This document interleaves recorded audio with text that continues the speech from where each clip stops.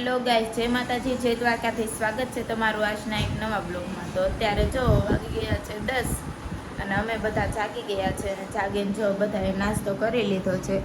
મારા મમ્મી એક બાકી હતા તો એને પણ નાસ્તો કરી લીધો છે અને મેં પણ નાસ્તો કરી લીધો છે. તો ચાલો હવે થોડુંક આપણે કામ કરી નાખીએ અને પછી આપણે જવાનું છે. હવે લગભગ ગોરમાં પૂજવા જવાનું છે. તો ચાલો હવે આપણે જોઈએ જવાનું છે કે નહીં એમ. તો ચાલો આપણે ફટાફટ બધું આપણું કામ કરી નાખીએ. અને આ બાજુ જોવા ફોન જોવે છે એ જો. ચાલો આપણે કરી નાખીએ બધું કામ. જો અમે આવી ગયા છે ગોરમાં પૂંજવા. જો અહીં બધા ગોરમાં પૂંજે છે અને હું પણ જાઉં છું. જો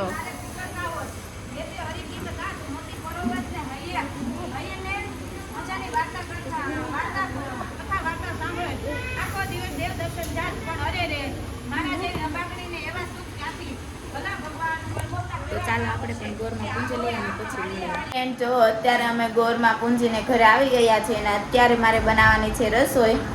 આ બાજુ જો કૃષ્ણાબેન જો સાયકલ લગાવે છે અને આ બાજુ જો મારા મમ્મી આજે ઘરે છે એટલે મને જો લસણવાળું મરચું ખાંડી દે છે. જોઈ મમ્મી તો આજે કેમ ઘરે છો?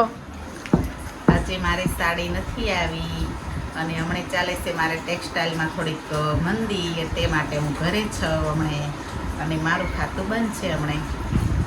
તો એને થોડીક મંદી આવી ગઈ છે ટેક્સટાઇલ માર્કેટમાં, તો એને 2-3 દિવસથી ખાતું બંધ છે.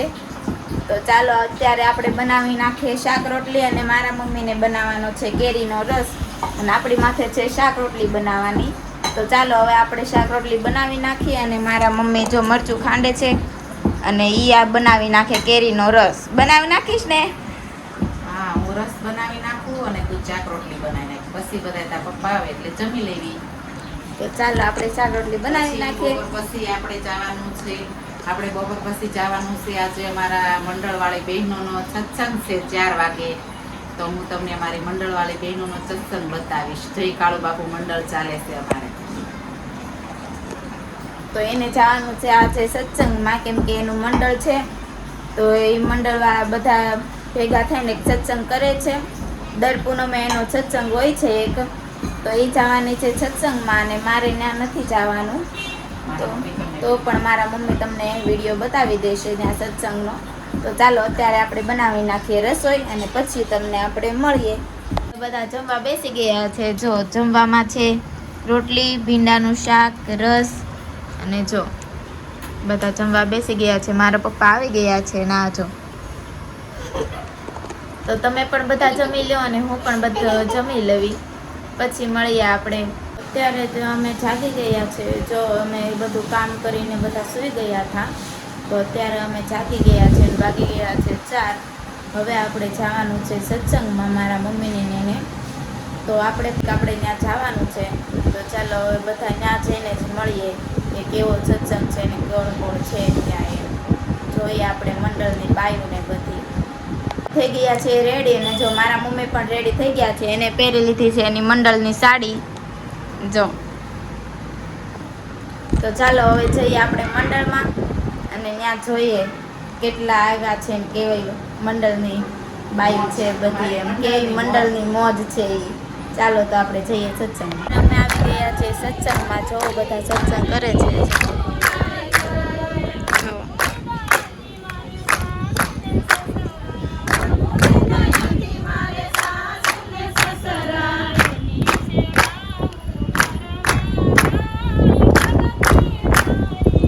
ચાલો તો આપણે સત્સંગ કરી લઈએ અને પછી આપણે જઈએ ઘરે.